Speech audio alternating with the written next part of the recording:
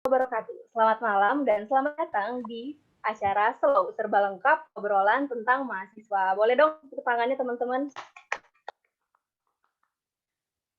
Nah, gimana nih kabarnya kakak-kakak, teman-teman, dan adik-adik sekalian? Sehat?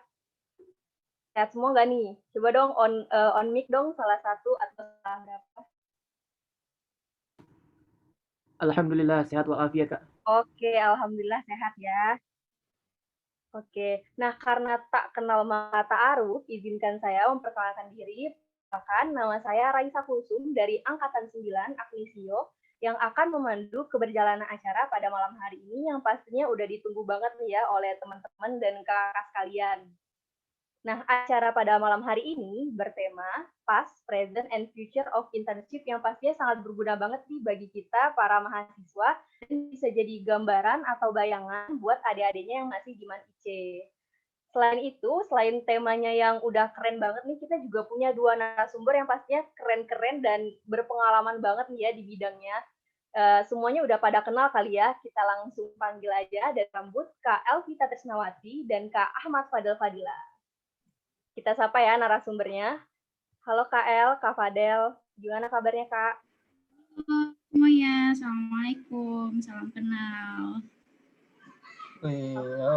Makasih Raisa. Salam kenal semua. Assalamualaikum. Oke, gimana? Lagi di mana nih Kak Elvita, Kak Fadel? Saya lagi di Bandung. Bandung, Kota Kembang. Gitu. Oke, Kak Elvita lagi di mana Kak?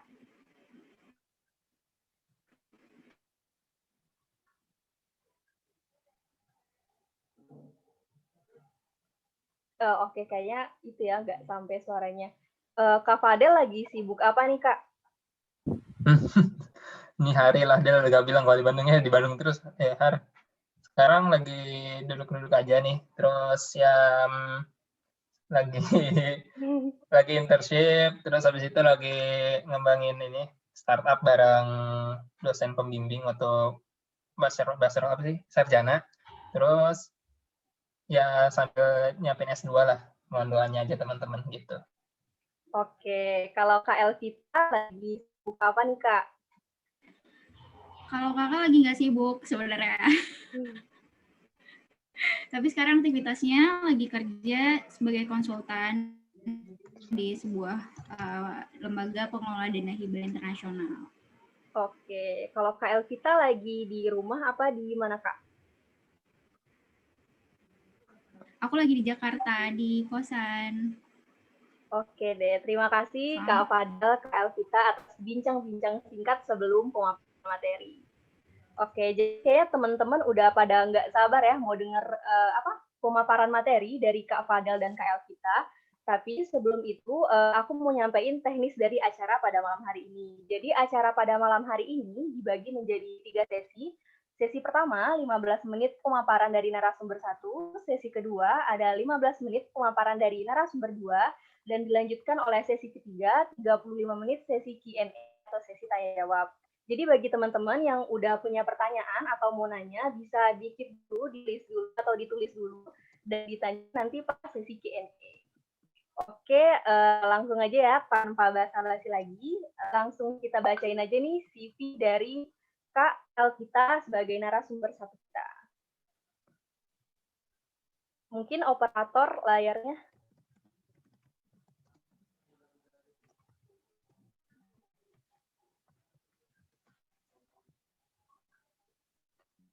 Oke, nggak pakai share screen kayaknya. Jadi Kak Elvita ini dulu di IC jurusan IPS masuk kampus tahun 2016, lulus September, jadi kemarin jadi sarjana hukum, sekarang kerja profesional sebagai konsultan dan jadi youth advisor di Yayasan Plan Internasional Indonesia. Jadi pengalaman magangnya ada di 3 lembaga yang berbeda. Jadi langsung kita panggil aja Kak Elvita Trisnawati, waktu dan layar saya persilahkan. Oke, terima kasih Raisa. Salam kenal teman-teman semua yang lagi nonton. Mungkin ada yang adik-adik. ada yang kakak-kakak, dan mohon maaf mungkin kayaknya I need extra 5 menit kayaknya daripada 15 menit tadi, tapi semoga nggak kerasa. Oke, aku langsung share screen ya. Kita mulai. Bismillahirrahmanirrahim. Assalamualaikum warahmatullahi wabarakatuh. Selamat malam semuanya. Semoga semuanya dalam keadaan yang sehat, dalam keadaan yang baik, dalam keadaan yang bahagia. Kenalan, tadi udah dikenalin sama Kak Raisa sedikit. Iya, kemarin baru lulus September jadi sarjana hukum, sekarang kerja profesionalnya jadi konsultan di Penabulu Foundation, dan mohon nanti kalau misalnya suara aku kayak lagging, kabarin di chat ya, jadi aku bisa slow down. Terus voluntary jadi youth advisor di Yayasan Plan Internasional, plus aku juga jualan black jam alias aku distributor produk Keling. Jadi kalau misalnya kayak nyari produk kesehatan, profil, spirulina, kacamata ion, you know where to find me di Instagram di Alvital. Dan sebelumnya aku terima kasih juga sama tim IAICJ yang mempercayakan kesempatan ini untuk bisa sharing sedikit mungkin pengalaman aku soal internship gitu. Jadi oke lah, judulnya ini kok kebolak-balik ya. Past, present, and the future of my internship journey. Mungkin struktur diskusinya akan seperti ini. Jadi dulu kakak sempat punya pengalaman magang di Yayasan Lembaga Bantuan Hukum Indonesia di bidang research and development. Kalau teman-teman mungkin kemarin aku direkturnya, terus sempat magang juga di Wahid Foundation, kalau tahu Gus Dur. Ini Yayasan Gus Dur yang saat ini dikelola sama anaknya Yeni Wahid. Terus sempat juga di Lembaga Kajian Advokasi Independensi Peradilan sebagai peneliti. Nah, mungkin ketika dengar kata internship, teman-teman semua nggak KKN sama PKL dan lain-lain. Nah, kebetulan yang ketiga ini, yang lembaga kajian ini, itu magang kakak adalah magang yang ditempatkan oleh kampus. Jadi mungkin kakak nggak akan terlalu cerita soal ini, kakak akan cerita di pengalaman kakak di dua lembaga ini yang itu adalah magang mandiri di luar kampus. Karena kalau yang magang ditempatin kampus itu kan sebenarnya zona aman ya.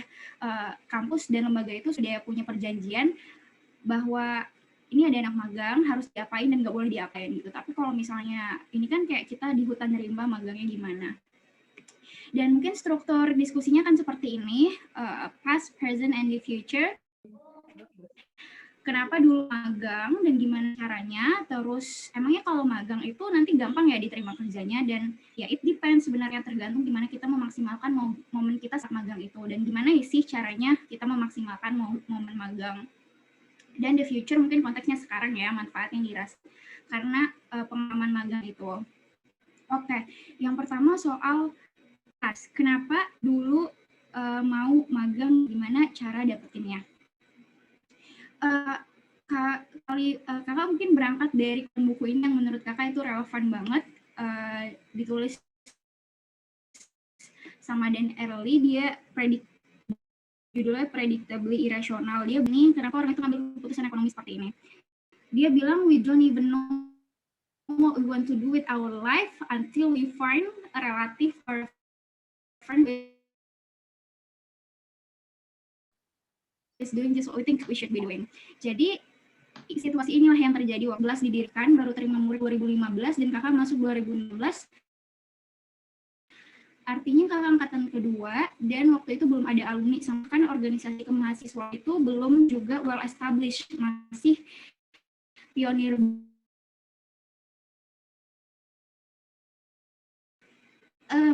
Which di sana situasinya kakak merasa nggak punya role model, nggak punya kakak kelas yang mapai kak.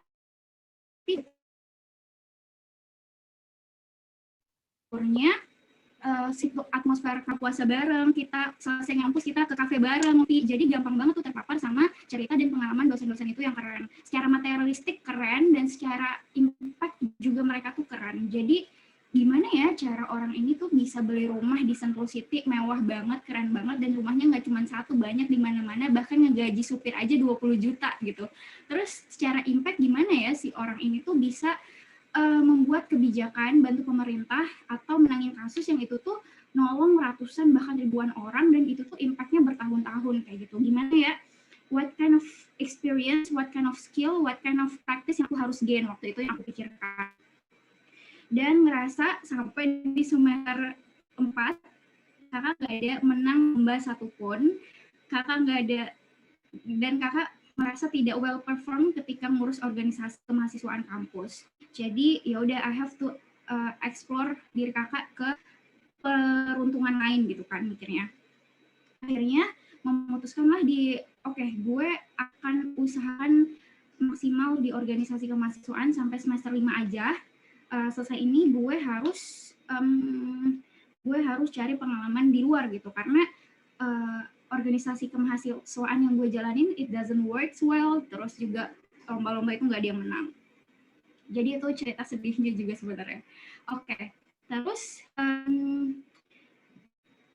dan akhirnya kakak menemukan kakak enjoy di sebuah mata kuliah namanya hukum agraria. Ya udah, akhirnya kakak memutuskan kayaknya gue mau skripsi soal ini, dan gue ngerasa karena ketika hukum agraria itu sesuatu yang kompleks, seru untuk didalamin, dan kakak ngerasa ketika kakak bisa mastering isu itu, kakak akan menjadi sosok yang impactful dan sangat strategis mau kemana-mana gitu. Mau ngapain aja tuh impact strategis gitu kan ya. Terus gimana caranya yang kakak lakukan waktu itu? First thing first, get to what you are capable of, ask people what they think you are good at, dan kamu mau expand atau explore apa, dan not necessarily sebenarnya kira-kira kita bisa kasih apa ke lembaga yang pengen kita magang di tempat itu gitu. Ini not necessarily karena sebenarnya bisa you can find this along the way ataupun diskusikan sama lembaga itu sebenarnya ya. Jadi ya kakak ngerasa suka si hukum agraria ini, kakak pengen dalamin tahu prakteknya, kakak aku coba untuk tulis-tulis soal hukum agraria, aku bikin video YouTube soal agraria, dan kalau misalnya teman-teman mau dalamin sedikit lagi soal apa sih what I want, apa yang kita mau, apa yang kita capable, itu tuh sebenarnya apa, bisa dengerin TED Talk ini yang judulnya How to Unlock Your Authentic Career ini.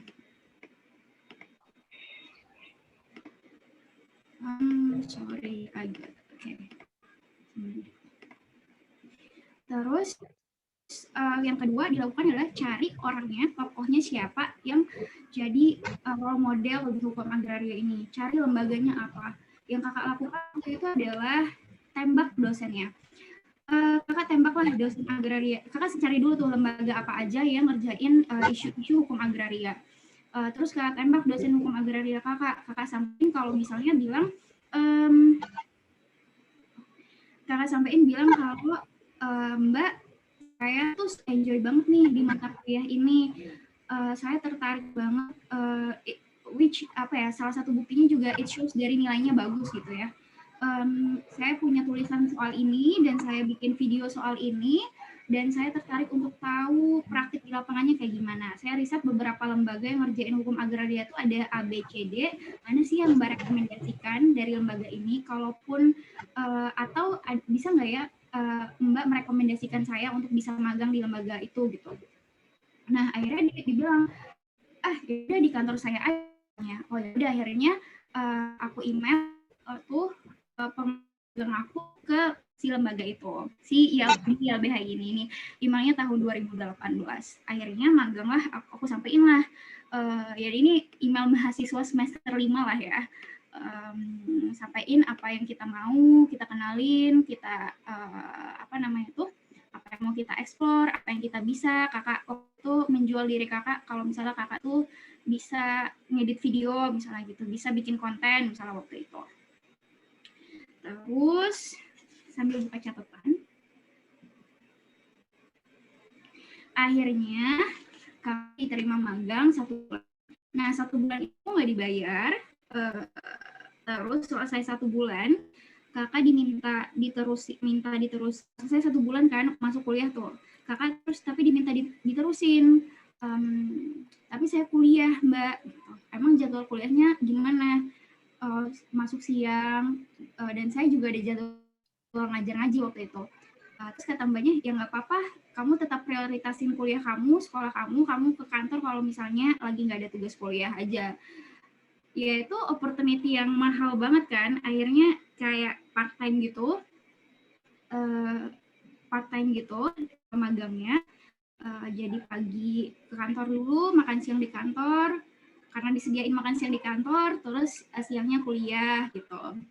Dan ini beberapa banget aktivitas yang kakak ikutin sama di LBHI. Jadi di LBHI 1 bulan plus 1 tahun, terus selama 1 tahun itu teman kakak ada Wahid Foundation ini lagi nyari orang untuk bantu bikin laporan tahunannya. Terus teman kakak tahu kakak di LBHI mungkin well perform, menurut dia merekomendasikan kakak. Akhirnya kakak 1 bulan lagi di Wahid Foundation. Terus selang beberapa bulan ada Wahid Foundation lagi ada project untuk nulis buku ini. Akhirnya kakak ditelepon lagi sama Wahid Foundation untuk jadi data mining atau research assistant di project ini. Gitu. Nah, kenapa ini rekomendasi lagi ada TED Talk yang bagus banget buat didengerin, 7 Things to Do Before You Graduate College. Jadi waktu itu kakak nggak tahu ada TED Talk ini sebenarnya, tapi akhirnya kakak mengerti kenapa waktu itu si mbak yang kakak mintain email, kantor yang kakak email, dan mbak yang dosen kakak yang kakak todong itu tuh sangat mengapresiasi dan kayak bahkan mau minta kakak untuk melanjutin magangnya gitu. Karena ternyata dari presentasi ini kakak ngerti mereka sebenarnya orang-orang kayak gitu juga lack of preferences kok sama generasi penerus. Dan ketika tahu ini anak baru semester 5, itu tuh it's college student is an advantage. Yang kalau misalnya orang itu melihat lo tuh mau belajar banget, lo tuh lo tuh punya semangat, lo tuh punya keingintahuan, ya orang itu senang gitu. Apalagi kalau misalnya kita memulai email kita dengan perkenalkan saya Elvita, saya mahasiswa semester sekian, saat ini saya sedang belajar mata kuliah ini, saya tertarik untuk mendalami prakteknya, saya lihat lembaga ini banyak melakukan kegiatan ini, bolehkah saya berproses untuk belajar di lembaga ini, saya memiliki beberapa pengalaman dan kemampuan misalnya nulis, atau saya bagus nge-MC, atau apapun lah itu pokoknya. Nah, sembari kakak cerita selanjutnya, biar kakak kenal sama yang di sini juga, boleh nggak type nama, kuliahnya jurusan apa, sama menurut kalian itu bagusnya ngapain? Misalnya, Elvita kuliahnya jurusan hukum, di STHI jurusan hukum, terus kakak ngerasa kakak bagus saat nge-MC acara, misalnya gitu. Boleh nggak di-type dan di-enter berbarengan ketika kakak bahas yang Oke. Enter berbarengannya boleh deh kakak kasih sekitar 15 detik buat ngetik nama, jurusan, dan menurut kalian itu bagusnya di apa? Dalam hal apa gitu? Ini bisa sambil lihat chat nggak sih? Oke. Sorry, kayaknya gaptek deh gue. Udah dia muncul belum? Nama, jurusannya apa?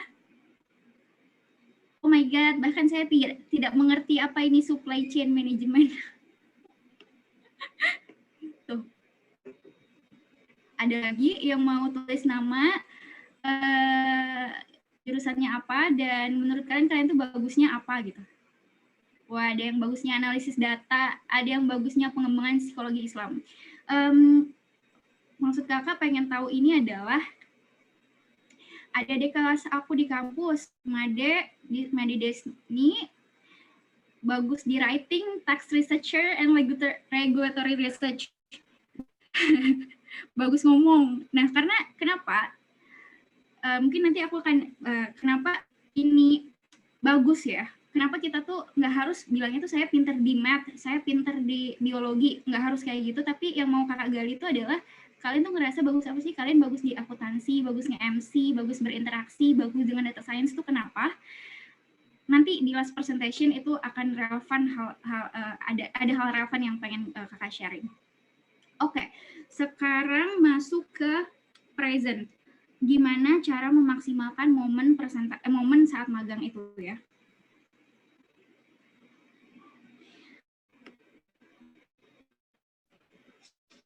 Pertama, talk to anyone dan learn from anyone. Cara teknisnya simple. Good morning ke OB sampai ngobrol lah sama direktur saat lunch. Simple present might helpful. Misalnya pagi Pak, maaf ya numpang lewat ngepel, udah sarapan belum Pak, udah ngopi belum Pak, ini ada saya bawain roti nih buat nyemil, ini saya bawain kopi. Simple present helpful kayak gitu. Terus kepoin divisi lain, kayak waktu kakak di LBHI itu, kakak di divisi research and development, tapi kakak sering banget ngekepoin divisi keuangan, bahkan yang nggak relasi dengan jurusan kakak hukum. Kakak kepoin, emang gaji jabatan ini tuh berapa sih? Apa aja tantangan keuangan lembaga? Kalau misalnya bikin hotel ini di harga berapa? Gimana negosiasi harga hotel ini sama pemilik hotel, sama si manajemen hotelnya? Kepoin divisi lain. Terus kenalan sama orang-orang, ya talk anyone sama everyone. Sampai pun misalnya waktu di LBHI itu ada OB-nya tuh sampai sekarang juga masih kontekan sama kakak. Dia tuh jago masak, jadi kalau misalnya ada acara kampus, kakak cateringnya ke dia gitu.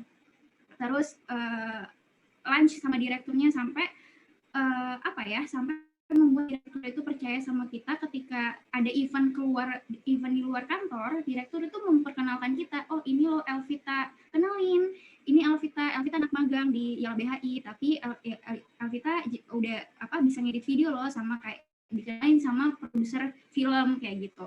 Itu juga sangat berharga, dan kumpulin kartu nama orang itu dan ajakin ngobrol orang itu. Nah, gimana caranya ngajakin ngobrol orang-orang itu?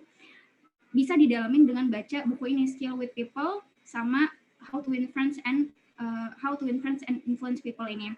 Kalau Skill with People ini tuh lebih ringkas karena bukunya tipis, tapi kalau misalnya di How to Win Friends itu dia lebih jabarin contoh dan cerita-ceritanya. Jadi gimana sih orang ngobrol tapi tiba-tiba orang ini tuh ngobrol sama orang yang kaya banget gitu ya. Terus orang yang kaya banget ini mau ngasih si orang ini tuh mobil. Kenapa bisa kayak gitu tuh? Dia kasih contoh-contoh obrolan seperti apa sih yang membangun kepercayaan orang lain, yang membuat orang senang sama kita gitu. Terus ya alhamdulillah sih, maksudnya pengalaman waktu itu ketika ada event di luar, kakak coba untuk kenalan sama orang itu. Jadi orang tuh bahkan misalnya orang luar itu kenalan, Elvita ini kartu nama saya kalau mau magang di kantor saya. Ya bang, kan saya lagi magang di kantor ini. Ya nanti kalau misalnya selesai dari sini maksudnya gitu. Terus ada juga kenalan sama orang yang oh nanti kalau kamu ke Malaysia, saya dan istri saya akan senang untuk hosting kamu gitu. Gitu. Terus apa lagi ya? Oke, next yang kedua deh, kayaknya langsung. Yang kedua, cara memaksimalkan momen saat magang adalah push beyond your limits and crush all the burden. Jadi simply bisa minta calling divisi. Misalnya kalau kamu punya waktu yang cukup lowong, misalnya 3 bulan magangnya, boleh nggak sebulan ini di divisi ini, sebulan ini di divisi ini, sebulan ini di divisi ini. Waktu itu sih kakak emang tetap di research and development, tapi kalau kakak lagi nggak ada tugas, kakak sering nimbrung ke divisi lain, dan alhamdulillahnya divisi lain tuh mau terima kakak. Misalnya divisi nge-handle kasus, yang nge-handle kasus orang. Kalau research and development tuh rata-rata sih kerjaan cuman di meja aja gitu. Kalau handle kasus kan ketemu klien ke lapangan langsung gitu. Nah itu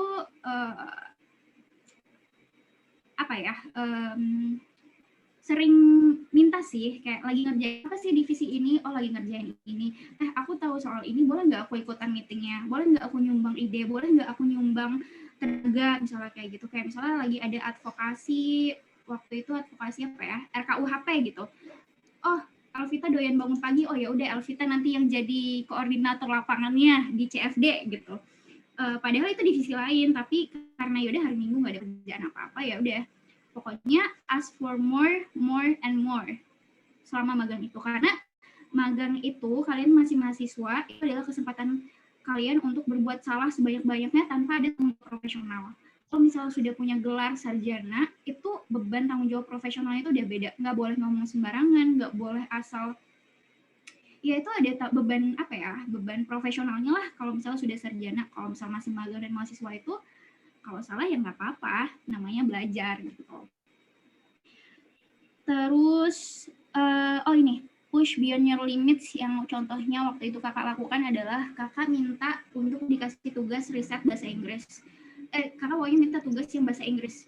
Akhirnya 3 bulan kakak dikasih waktu untuk riset suatu isu, itu bahasa Inggris, harus baca dokumen 20-30 halaman bahasa Inggris, itu ada sekitar puluhan dokumen, yang walaupun kakak ngerasa bahasa Inggris kakak tuh jelek banget waktu itu, dan kakak bayangkan satu halaman HVS itu 15 menit baca tuh kayak nangis-nangis berulang kali, nggak ngerti apa ini ngomongin apa gitu, mana bahasa Inggrisnya bahasa Inggris yang formal, yang hukum gitu ya. Tapi at the end itu selesai, at the end fase mesti riset bahasa Inggris itu selesai, kemampuan kakak untuk memproses informasi, membaca, dan berpikir dalam bahasa Inggris tuh itu meningkat sangat pesat. Itu apa ya, progresnya sangat baik. Bahkan waktu itu kakak juga dipercaya untuk supervisiin anak magang dari Australia. Terus juga terus diajakin untuk conference yang internasional. Terus juga jadi waktu itu alasan si mentornya juga ngajakin untuk conference internasional itu adalah dia bilang conference internasional pertama saya itu adalah ketika bahasa Inggris saya tidak sebagus kamu saat ini, dia bilang. Jadi emang syukurnya juga waktu itu tempat magangnya tuh banyak memberi ruang untuk belajar sih, banyak memberi kesempatan.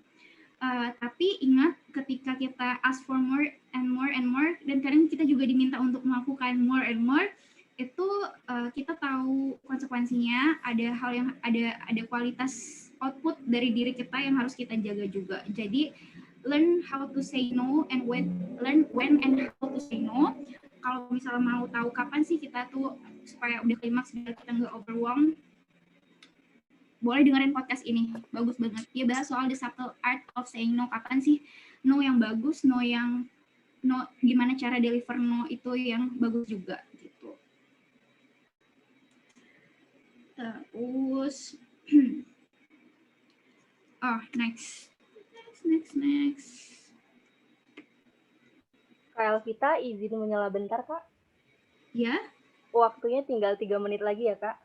Oke. Tadi udah ditambah ekstra 5 menit belum? Udah ditambah, Kak. Sorry. Oke, jadi ini push beyond limits, yang salah satu contoh push beyond limits-nya. Ini waktu itu jadi moderator, sebenarnya gantiin orang yang gantiin dadakan malamnya. Terus ini you can spot me the tiny little one in here, yang mana gitu ya, di acara ini. Terus ini minta untuk jadi doorstop interviewer. Ini ada Dubes Netherlands, Dubes US, Ketua BPHN, dan Dirjen Kemenkumham. That's pokoknya push beyond your limits. Karena sebenarnya kita nggak tahu limits kita tuh apa gitu. Tapi bear in mind ya, mungkin kita akan ngerjain hal yang cetek, telan aja. Karena the further how you want to reach, that we have to. Mungkin kita ngerasa bego. Kita pasti banyak momen kakak ngerasa bego. Kakak nggak tahu apa-apa pas magang itu. Nggak apa-apa, memang tempat terbaik untuk belajar itu adalah di mana kita ngerasa bodoh. Walaupun pas meeting kita cengok, nggak apa-apa. Kakak pernah meeting itu isinya bapak-bapak semua, kakak nggak ada kayaknya ngomong satu kalimat doang, tapi ya udah nggak apa-apa. Absorb the moments, make yourself being there to the fullest.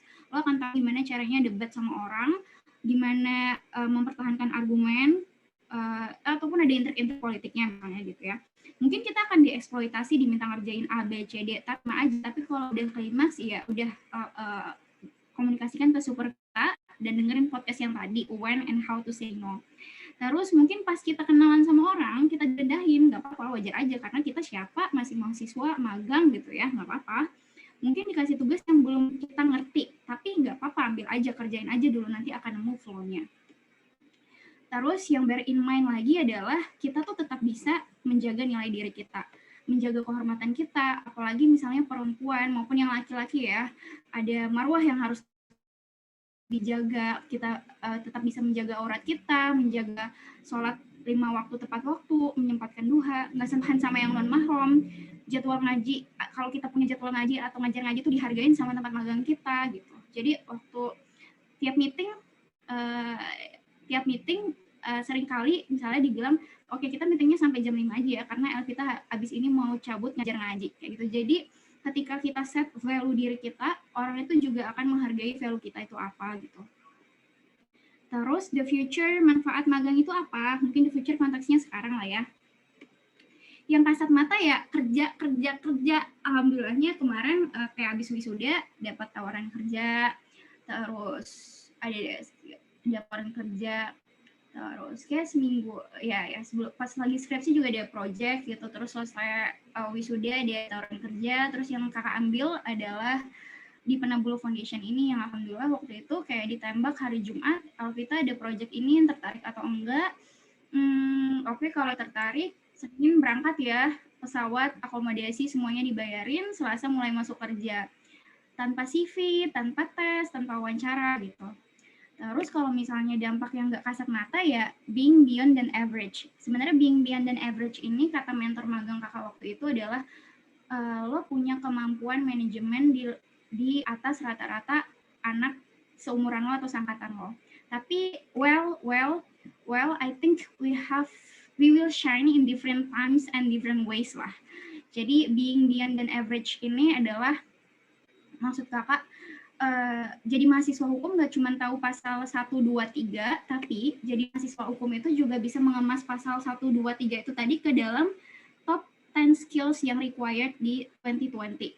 Kayak complex problem solving, critical thinking, creativity, management people, coordinating with others, negosiasi, dan lain sebagainya. Which itu kalau misalnya mau didalamin lagi, konteksnya adalah bisa baca bukunya yang 21 lesson for 21 lesson for 21st century ini. Nah, kenapa relasinya dengan kenapa tadi kakak tanya, menurut kalian tuh bagusnya apa sih? Di luar kalian tuh pinter MTK, pinter IPA, pinter apa gitu ya. Karena menurut kakak, ketika kakak belajar hukum, tahu pasal 1, 2, 3, it brings me to be a lawyer. Anggaplah it brings me to be a lawyer karena lulusan hukum kan, law school. Tapi ketika kakak tahu pasal 1, 2, 3 dan mengemas itu dalam kemampuan misalnya data science tadi, apalagi yang teman-teman tulisin, terus misalnya apa sih yang bagus? Nah, bagus dalam berinteraksi, anggap people management ataupun negosiasi gitu ya. Bagus dalam nulis artikel. Jadi pasal 1, 2, 3 tadi tuh pengetahuan pasal 1, 2, 3 itu not only bring yourself to be a lawyer, tapi juga brings apa aja, nggak cuma jadi A ke B, tapi lo itu bikin lo bisa pergi A, B, C, D sampai Z kemana-mana aja yang lo nggak tahu apa. Makanya mungkin itulah profesi kakak sekarang itu nggak hukum-hukum banget, itu karena menurut kakak meskipun kakak punya pengetahuan hukum, tapi I think pengalaman magang tadi itu membuat kakak bisa mengemas pengetahuan hukum tadi itu dalam berbagai bentuk yang itu ya required di banyak tempat gitu deh dari kakak. Mohon maaf kalau misalnya kelebihan ada waktunya, semoga ada manfaat yang bisa diambil dan mungkin materinya nggak kakak share, jadi kalau misalnya ada further discussion boleh DM aja di Instagram. Thank you, assalamualaikum. Oke, terima kasih dari Kak Elvita, pemaparan yang sangat baik sekali. Boleh kita beri tangan, teman-teman? Oke. Nah, dari pemaparan Kak Elvita tadi, aku simpulin dulu ya. Jadi, cara memaksimalkan momen pas magang ala Kak Elvita, itu yang pertama ada talk to anyone, learn from anyone. Yang kedua ada push beyond your limit, crush all the burden. Jadi, pas magang itu, sebagai mahasiswa, kita tempatnya berbuat salah. Jadi, nggak apa-apa berbuat salah. Terus kita coba lagi, terus gagal coba lagi, karena kita kan masih mahasiswa. Oke, teman-teman. Jadi, Selanjutnya ada pemaparan dari narasumber kita yang kedua, namun sebelum itu aku mohon dong buat teman-teman yang lainnya buat on cam, jadi biar kelihatan nih mukanya yang ganteng-ganteng dan cantik-cantik sekalian. Oke, on cam dulu dong teman-teman. Oke, aku tunggu ya nih on cam dulu ya.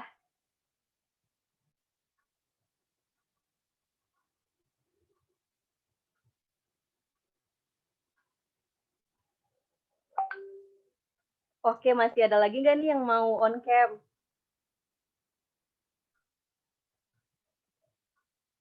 Oke, aku lanjut aja ya. Jadi sambil aku nanti ngomong, jadi aku harapin semuanya pada on cam dulu ya teman-teman. Oke, selanjutnya kalau yang mau nanya, ditahan dulu ya teman-teman. Nanti kita ada sesi Q&A di akhir acara pas habis pemaparan dari pembicara yang kedua. Jadi selanjutnya akan kita sambut pembicara kita yang kedua, yaitu Kak Ahmad Fadel Fadila. Jadi aku bacain dulu ya CV dari Kak Fadel ini. Jadi, Kak Ahmad Fadel Fadila ini dikenal dengan Fadel merupakan alumni S1 Teknik Material ITB selama menjadi mahasiswa dan hingga saat ini Fadel telah berpartisipasi dalam beberapa proyek internship dan organisasi. Saat ini, Kak Fadel sedang menjalani internship di Sustainable Technology Company, Tech From Lab, dan bersama rekan laboratoriumnya mendirikan startup di bidang upcycling. Jadi Kak Fadel ini memiliki mimpi agar dapat menjadi sebuah jawaban terhadap permasalahan bangsa dan dunia kita. Oke, tanpa basa-basi lagi kita sambut Kak Ahmad Fadel Fadila. Waktu dan layar saya persilahkan. Oke, thank you Raisya. Ini aku izin pakai 2 device. Masuk nggak suaranya? Oke, masuk Kak. Jelas. Masuk ya. Biar masing-masing kebagian ininya porsinya kali ya, biar enak. Oke. Thank you. Izin share screen. Tadi El sempat nge-share CV, mohon maaf aku kurang nyiapin CV, jadi pakai CV yang udah ada aja, masuk ya. Ini sekilas tentang saya guys. Kalau mau lihat aja. Ini apa sih IPK-nya ditutupin karena ya standar-standar aja sebenarnya. Yang bisa dilihat sekilas, ya nggak terlalu penting kan ya, teman gambarannya inilah ya. Ini gambarannya organisasi, sekalian interest. Ini saya masukin bahasa Jerman dan bahasa Arab mungkin gara-gara pernah belajar juga guys di Manici Jambi. Oh iya, salam kenal semua. Semoga bermanfaat ya. Don't expect too much on me. Jangan berekspektasi terlalu besar pada saya. Saya orangnya biasa-biasa aja. Nggak keren-keren amat kayak Elvita lah ya. Tapi izinkan saya pada hari ini untuk share sedikit pengalaman tentang internship ya. Wait. Oke, bismillahirrahmanirrahim. Rabbi shrah li sadri wa yassir li amri wahlul 'uqdatam min lisani yafqahu qawli. Oke, semoga sehat semua. Ini adalah presentasi tentang internship dan short term jobs oleh saya Ahmad Fadila pada sesi sharing session YICJ. Nah, tadi mungkin biar kelihatan keren juga, ini mungkin ada pertanyaan why I do the internship. Kenapa sih saya mau internship? Ini alasannya nggak keren-keren amat. Pertama karena ada mata kuliah wajib di ITB namanya kerja praktek. Jadi ya nggak mau saya harus internship, harus magang. Terus mengisi waktu. Kemarin habis lulus S1, rencana kan S2, mohon doanya juga biar dilancarin guys. Ya udah ngisi waktunya internship, terus ngerjain proyek atau short time job kayak organisasi kepanitiaan apapun itu, terus ngerjain proyek dan ngadain startup sama dosen pembimbing dan rekan-rekan di laboratorium ketika sarjana. Terus ya relasi dan pelajaran. Ini sederhana banget, nggak keren-keren amat alasannya, tapi dengan alasan yang sederhana ini, saya percaya bahwasanya banyak dampak yang bisa dihasilkan, tergantung kita menyikapinya bagaimana. Yang pertama ini, internship pertama saya adalah mengembangkan eco-friendly leader, namanya Milia ya, bahasa kitanya mungkin ya. Ini bisa dicari teman-teman, nama perusahaannya adalah Mycotech. Namanya Mycotech, ini lambangnya, ini saya teman-teman, bisa dilihat. Pernah gondrong dulu, diajar lah anak teknik lah ya. Terus ini supervisor saya, dan kita bikin apa sih? Bikin kulit baru. Pokoknya nge-solve permasalahan kulit-kulit dari sapi. Dan saya di sini gambarnya sebagai R&D dari Research and Development, dan fokusnya di post-harvest treatment. Jadi belajar tentang ekstraksi warna, pewarnaan, gimana cara ningkatin kekuatan, dan treatment dan lain-lain. Kalau penasaran tentang produk ini bisa cari di internet teman-teman. Ini ada several produk dari Meilea dan ini perbandingan antara regular leader versus Meilea. Ini produknya, ini gambar jamur. Ini produknya dari jamur, dari limbah. Bahkan ada apa ya? Ada social development juga lah ya. Bantu warga dari warga sekitar untuk ngerjain kerjaan-kerjaan yang bisa dikerjain oleh beliau-beliau. Ini ada beberapa produk, ada sepatu, ada sendal, ada apa nih? Ada banyak lah ya.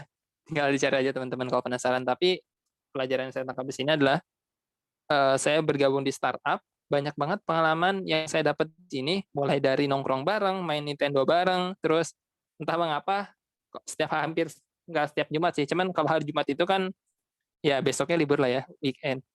Udah mau weekend ya kita sering nongkrong-nongkrong di pavilion terus makan-makan dan lain-lain. Itu enaknya di startup guys. Ya believe me banyak banget pengalamannya. Terus selanjutnya juga ini di startup juga. Cuman ngembanginnya tentang permeable block paving. Ini adalah gambar banjir di Indonesia. Ini banjir ini bisa ngakibatin masalah kesehatan, ekonomi, transportasi, and many others. Dan apa sih salah satu penyebab dominan atau major problem yang menyebabkan banjir adalah lack of water infiltration. Nah, gara-gara infiltrasi air di permukaan tanah atau permukaan perkerasan yang kurang bagus, jadinya adalah sebuah teknologi namanya beton berpori. Ini sekarang saya lagi intern di sini dari bulan November, jadi setelah lulus Oktober setelah lulus sempat bantu-bantu dulu, nanti ada selanjutnya ada. Dan ini ngembangin produk beton berpori. Ini produknya, ini saya ketika mengawasi proyek beton berpori di alun-alun Majalengka. Nah, itu. Biar kelihatan keren lah, ikut-ikut foto. Terus ini saya juga ketika ngerjain proyek beton berpori untuk bikin sumber resapan. Ini sama teman saya, teman-teman. Terus ini juga selain hal-hal teknis, hal-hal yang berkaitan dengan teknik, tadi banyak pengalaman di startup, ngobrol bareng sama CEO-nya, CMO, dan lain-lain. Jadi mungkin gara-gara sejujurnya kan saya juga cukup suka One Piece. Dan kebetulan, One Piece. ya One Piece. Kebetulan CEO, terus habis itu CTO-nya juga, itu suka One Piece juga. Jadi kadang-kadang kita selain diskusi di perusahaan ini, selain diskusi tentang produk, kadang kita diskusi tentang One Piece gitu guys. Karena kita bisa mengambil hikmah dan pelajaran itu tidak hanya dari sesuatu yang bisa kita sadari, tanpa kita sadari pun kita bisa gitu ya. So ya semangat lah gitu ya. Dan ini yang kayak saya kerjakan tapi non teknis ya, non keilmuan teknik. Kenapa sih bisa gabung dari ke KSN, OSN dulunya OSN. Itu info dari teman saya punya teman saya punya teman gitu ya, senior sih lebih tepatnya. Terus apa sih yang dibutuhkan dan yang saya pelajari di sini adalah tentang kemampuan koordinasi dan komunikasi dengan yang lebih tua dan lebih yang sangat tua. Maksudnya kan saya termasuk yang muda ya, 20 tahun ya, 20 sekian tahun. Gimana sih komunikasi dan koordinasi dengan beliau-beliau yang usianya 40-50 tahun. Terus yang background latar belakangnya beda. Saya sudut pandangnya ya kebiasaan ngerjain hal-hal teknis kan mungkin, dan lingkungan sekitar kampus agak berbeda dengan di luar. Ya perlu penyesuaian sih lebih tepatnya. Dan ini percaya nggak percaya, saya nggak pernah ikut OSN, tapi saya pernah jadi panitia OSN gitu ya, kerennya gitu teman-teman. Ini saya, ini sama juri, ini saya juga nih guys, kita berfoto bersama, ini saya juga. Jadi ya banyaklah pengalaman di sini. Terus selanjutnya juga dari Kemendikbud juga role-nya sebagai asisten juri atau LO lah mungkin bahasanya. Ini juga non keilmuan teknik, dan info dari teman juga. Ini salah satu manfaat pentingnya relasi ya. Ada info dari teman. Ini udah join lah daripada gabut kan ya. Jadi kan udah beres tugas akhir, ya udah tinggal nunggu sidang aja ya. Udah daripada gabut nggak ngapa-ngapain, ya udahlah ngajain ini lah gitu ya. Ngajain apa? Ada ini juga lumayan, ada pemasukan, ada kenang-kenangan lah, ada kontribusi gitu ya. Meskipun ya kalau secara teknik kan nggak ada apa sih hubungan sama teknik, cuman sebenarnya ada gitu teman-teman. Karena dari segi di masa yang akan datang, sebenarnya teknik pun meskipun berbicara dengan gambar, tapi sering juga kita berbicara terhadap manusia seperti itu. Dan seperti yang tadi disampaikan, dibutuhkan kemampuan koordinasi dan komunikasi serta problem solving. Kalau mau tahu saya yang mana, ini saya yang di sini guys. Ya kurang lebih inilah bentuk perawakan saya, dan that's why my life's dots. Jadi ini adalah beberapa small dots for pursuing the main goal and dreams. FYI, beberapa yang saya kerjain sebenarnya nggak menyimpang dari impian besar saya di masa mendatang, dan saya percaya bahwasanya ini emang udah disediakan Allah Subhanahu Wa Taala nih, tinggal memaksimalkan bagaimana saya menyikapinya dan bagaimana saya bertindak di hal-hal ini, sehingga ini titik-titik kecil yang kalau disambungkan nanti menjadi sebuah panah atau sebuah curve atau sebuah lain atau yang panjang hingga mencapai satu titik ujung ya secara duniawi dan akhiratnya dapat ya sukses di dunia akhirat pengennya. Oke, terima kasih. Ada sedikit quotes kesukaan saya. Jadilah jawaban, jangan jadi beban. Berjuta-juta bangsa ini menanti kita dan kalian menanti sebuah jawaban. Ilalika insyaallah. Thank you. Dikembalikan kepada Raisya. Oke, terima kasih Kak Fadel atas pemaparannya, sangat bagus banget nih. Jadi kalau kita lihat kegiatannya Kak Fadel pada insecure semua ya teman-teman di sini ya. Oke, beri tepuk tangan dulu dong buat Kak Fadel atas pemaparannya tadi. Oke, selanjutnya ada sesi yang ditunggu-tunggu banget nih oleh kita semua, yaitu sesi Q&A. Jadi dalam sesi Q&A ini, sistemnya kalau ada pertanyaan langsung dijawab oleh Kak Elvita dan Kak Fadel. Jadi nanti yang bertanya harus mencantumkan nama sama mau bertanya ke siapa ya. Jadi kalau yang mau bertanya bisa raise hand, atau kalau yang malu buat ngomong bisa di chat aja, nanti aku yang bacain pertanyaannya. Oke, silakan teman-teman yang mau bertanya.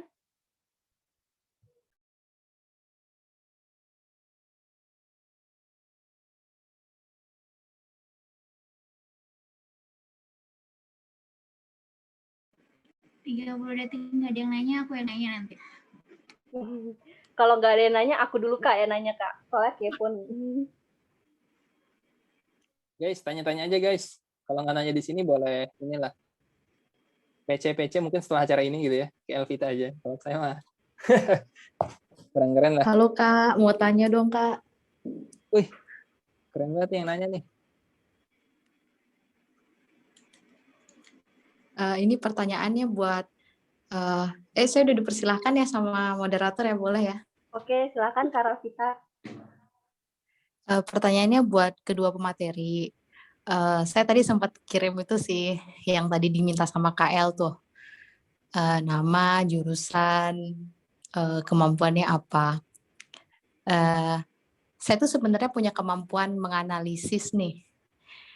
Jadi kalau misalnya kayak ada satu problem, pokoknya disuruh menganalisis sesuatu tuh, saya seneng dan saya cukup kritis gitu. Cuman kadang-kadang jawabannya ketika udah ada di kepala saya nggak bisa saya sampaikan gitu. Maksudnya saya kesulitan berkomunikasi di mana orang lain bisa paham maksud saya itu apa. Saya ngerasanya seperti itu ya. Sampai saya tuh sering kali kalau misalnya lagi diskusi tuh, saya sering bilang, ngerti kan? Ngerti nggak sih? Saya ragu gitu bahkan saya ragu dengan cara penyampaian saya. Bahkan kayak sekarang nih nanya ini aja saya deg-degan banget. Nah, ada nggak sih Kak Fadel, KL tipsnya yang bisa bantu kita untuk gimana caranya menyampaikan isi kepala kita itu biar selaras gitu. Nah, maksudnya cara menyampaikan sesuatu biar selaras sama isi kepala kita. Kayak gitu. Terima kasih. Latihan apa gitu yang harus dicoba? Thank you. Oke, terima kasih Kak Rafita atas pertanyaannya yang sangat bagus sekali. Dari Kak Elvita, mungkin bisa langsung dijawab, Kak.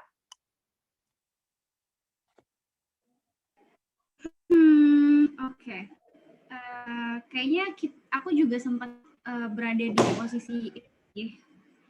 Mungkin beberapa momen sekarang pun ngerasain hal semacam itu. Tapi bagusnya hari ini tadi pas banget tadi tuh direktur kantor aku tuh barusan ngenalin aku ke orang gitu. Aku tuh ngefans banget. Ini cerita mungkin ya. Aku tuh ngefans banget sama orang ini waktu pertama lihat dia di sebuah presentasi gitu. Terus aku ceritalah ke direktur ini kalau dia tuh keren banget. Terus ada momen hari ini tuh meeting sama orang itu. Alhamdulillahnya direktur aku tuh mengenalkan aku sama si orang ini tadi ya. Dia mengenalkannya, kenalin ini Alvita. Kelebihan dia adalah dia bisa deliver pengetahuan deliver isi pikiran dia sesuai konteks untuk urban maupun rural. Setelah aku pikir-pikir, ternyata itu tuh ternyata setelah diskusi sama si direkturku itu tadi, ternyata banyak orang pintar, banyak orang tuh punya pengetahuan, they surely have something in mind, tapi bagaimana cara mendelivernya itu ke audiens yang seperti apa, itu yang jarang orang yang banyak perlu latihan, yang perlu lebih banyak latihan untuk di hal itu gitu. Tapi ketika kita bisa mastering itu harganya menurut aku mahal banget untuk di dunia profesional. Caranya seperti apa untuk melakukan hal itu? Kalau misalnya aku berefleksi beberapa hal adalah pertama, ini sebenarnya dibahas di buku si How to Win Friends and Influence People itu deh. Sama ya How to Win itu deh dibahas. Tapi kayaknya Rafita juga pernah baca. Terus adalah caranya kita menempatkan diri kita di posisi orang itu. Waktu itu misalnya aku tuh punya pengalaman, aku tuh tinggal di daerah rural, di Jambi, Kuala Tungkal, rumah di bawahnya tuh rawa-rawa, orang tuaku tuh bukan orang yang berpendidikan tinggi, aku tuh orang pertama di keluarga besar yang bisa kuliah gitu, apalagi merantau sampai Jakarta, which itu konteksnya rural banget daerahku tuh. Teman-temanku juga iya gitu. Terus aku tinggal merantau di Jakarta, tinggal di daerah urban, tapi aku bisa bernetworking sama pengacara yang terkenal, misalnya sama orang-orang yang sering masuk TV, misalnya sama bule-bule, kerja sama bule-bule, itu kan suatu kemampuan berkalibrasi di sektor, di tempat yang urban gitu. Dan ketika aku udah terbiasa berinteraksi di situasi yang urban, terus aku balik lagi ke daerah yang rural, kadang tuh aku nyampein sesuatu atau ngajarin sesuatu atau melakukan sesuatu, tapi mereka itu nggak ngerti, nggak tahu, terus mereka tuh salah gitu. Tapi hal yang aku pelajarin adalah semakin kita banyak berpengalaman, sebenarnya semakin banyak kita tuh harus memahami kenapa sih orang tuh seperti itu, kenapa sih orang itu nggak ngerti, oh mereka itu tinggal, ya jadi kita tuh menempatkan diri kita di posisi orang itu. Kalau misalnya kita ngomong kayak gini ke Raisa misalnya, tapi Raisa nggak ngerti, oh wajar aja, Raisa kan mungkin masih semester berapa gitu ya, mungkin nggak terlalu banyak kalimat-kalimat Vita tuh yang gampang dimengerti sama anak semester ini gitu. Jadi tempatkan diri kita di posisi orang itu dan coba pahami kenapa sih orang itu seperti itu, kayak gitu. Waktu itu aku contoh konkretnya, waktu itu aku jadi mentor untuk anak-anak, ada sekitar 9 anak, dan itu anak-anak ibaratnya tinggal di daerah rural gitu, daerah timur, yang mereka itu bahkan susah lah mengerti. Aku jelasin metode SMART, SMART yang itu loh, yang apa sih Del kepanjangannya SMART? Spesifik. Iya, measurable, achievable, kayak gitu. Terus mereka tuh harus benar-benar diterangin spesifik itu apa sih? Misalnya kamu mau memajukan Indonesia kemana? Emang Indonesia tuh lagi mundur ke belakang gitu. Tapi jadi kita harus konkret kayak gini-gini. Jadi memang menempatkan diri kita. Coba bayangin kalau kita yang tinggal di NTT, di Flores, yang itu nggak punya akses air, ke sekolah jauh, mereka jarang ketemu orang kota misalnya kayak gitu. Jadi ketika kita berusaha memahami kenapa orang itu seperti itu, situasi orang itu seperti apa, maka kita akan berusaha untuk mengolah what's in our mind itu untuk gampang dimengerti sama orang itu. Termasuk juga sebaliknya, ketika mendeliver what's in our mind itu ke orang-orang yang urban, ke orang-orang yang famous misalnya kayak gitu. Orang itu famous, berarti mereka nggak akan tertarik kalau gue ngomong kayak gini. Jadi dia akan lebih tertarik kalau gue ngomongin ini gitu. Kalau gue membuka percakapan dengan ini gitu. Mungkin ya. Sorry kalau misalnya agak ngalor ngidul. Itu aja dari gue. Oke, terima kasih Kak Elvita atas jawabannya. Gimana Kak Rafita? Apa udah terjawab? Iya, cukup terjawab. Terima kasih. Oke, lanjut pertanyaan selanjutnya ya. Tadi ada Aar yang udah angkat tangan. Aar, silakan bertanya. Bismillahirrahmanirrahim. Kak, ingin bertanya nih. Saya udah ada di kolom chat kan, jadi kami ulang aja. Nah, tadi kan kami ngelihat dari presentasi Kak Elvita itu ada tentang berkomunikasi dengan siapa aja. Nah, kan kita berhubung sedang pandemi nih Kak. Eh, interaksi fisik itu dibatasi. Itu gimana cara kita tetap bisa berinteraksi dengan banyak orang tanpa harus bertemu langsung. Gitu Kak. Terima kasih. Oke, pertanyaan yang bagus banget ya dari Aar. Oke, dari Kak Elvita, boleh silakan dijawab Kak. Oke, mungkin situasi mungkin aku nggak adil ya kalau misalnya aku sok tahu jawabnya karena kebetulan aku dapat privilege udah dapat kerjanya duluan gitu. Baru aku harus membangun relasi. Tapi yang aku lakukan adalah kan WFH terus. Terus waktu kemarin sempat ke kantor ada 3 kali ke kantor.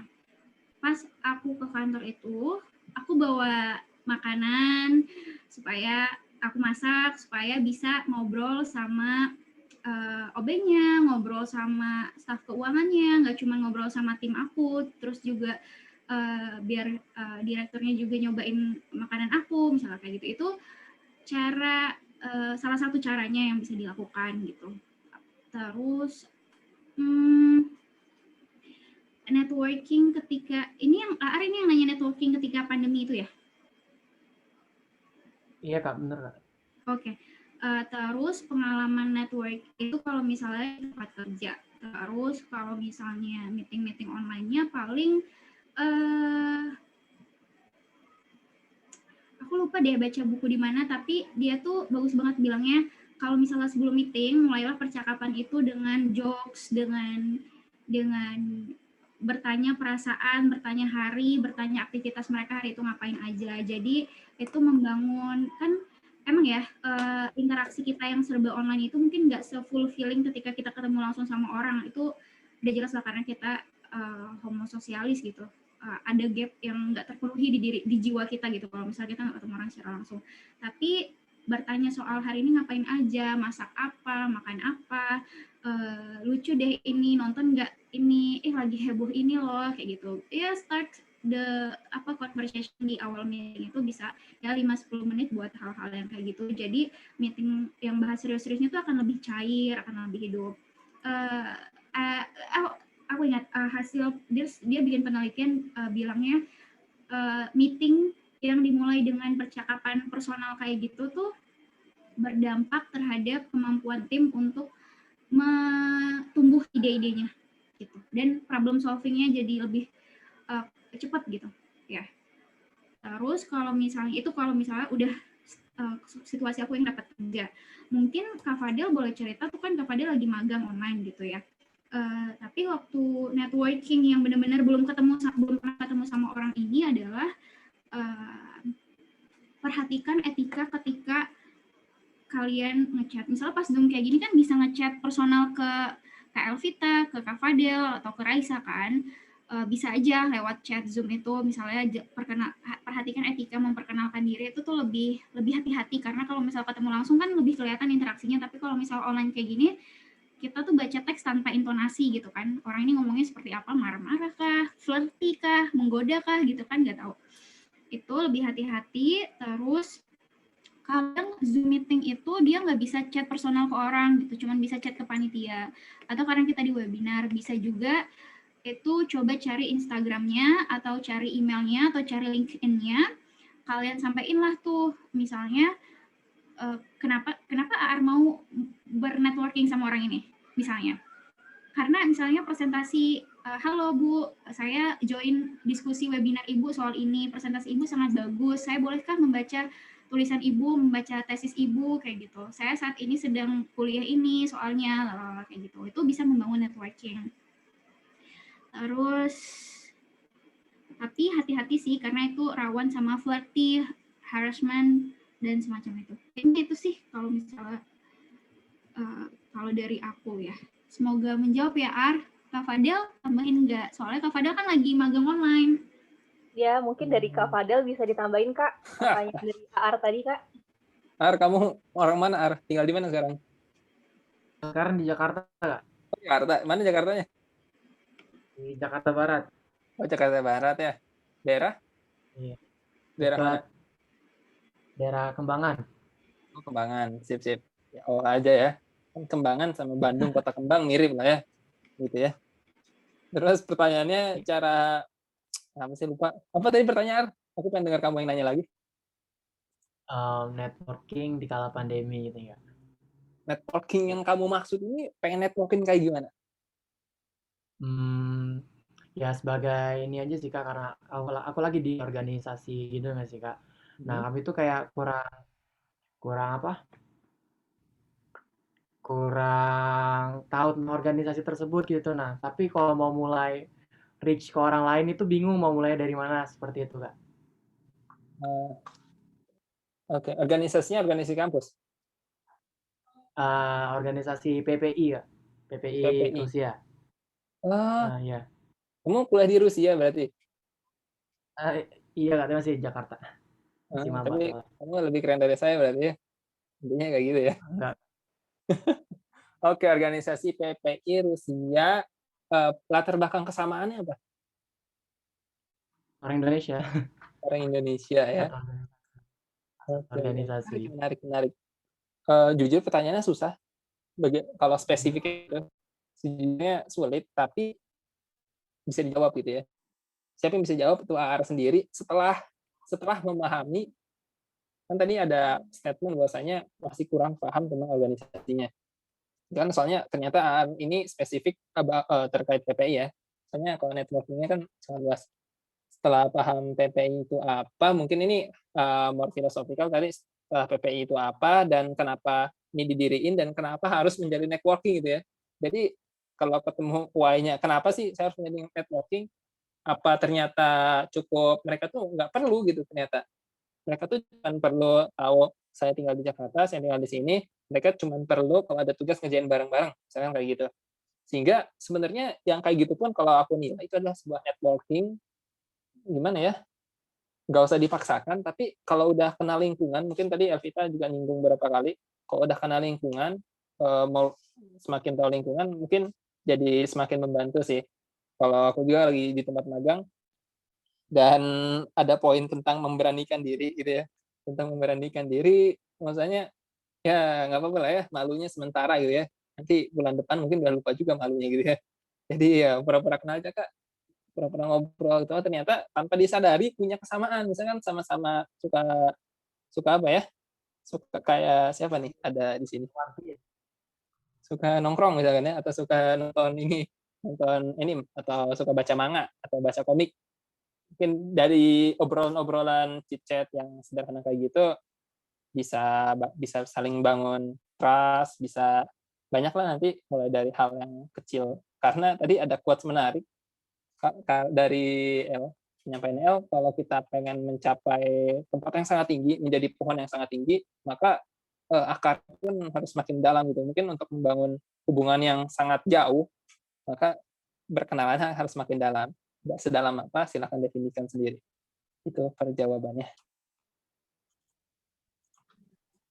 Oke, terima kasih Kak Fadel atas jawabannya yang sangat bagus banget ya. Mungkin dari AR ada tanggapan lagi apa udah terjawab?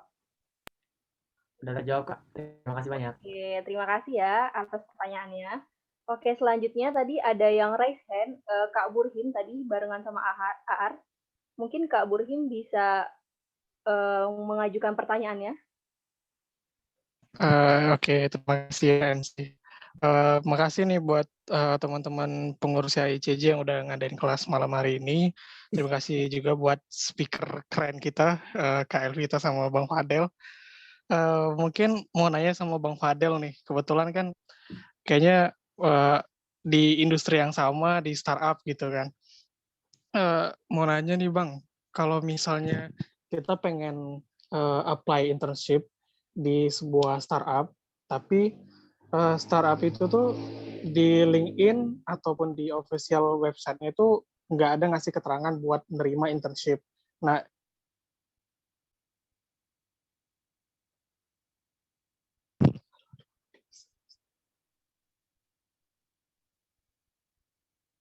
Halo.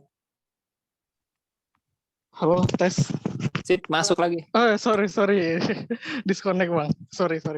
Ya, Mau nanya sebenarnya, etika kita buat ngehubungin startup-nya itu gimana sih, Bang, kalau misalnya nggak ada nih di LinkedIn sama di official website-nya itu keterangan buat mereka nerima mahasiswa buat magang gitu, Bang. Itu gimana sih sebenarnya etika yang benar buat ngubungin corporate-nya atau startup-nya itu, Bang? Oke.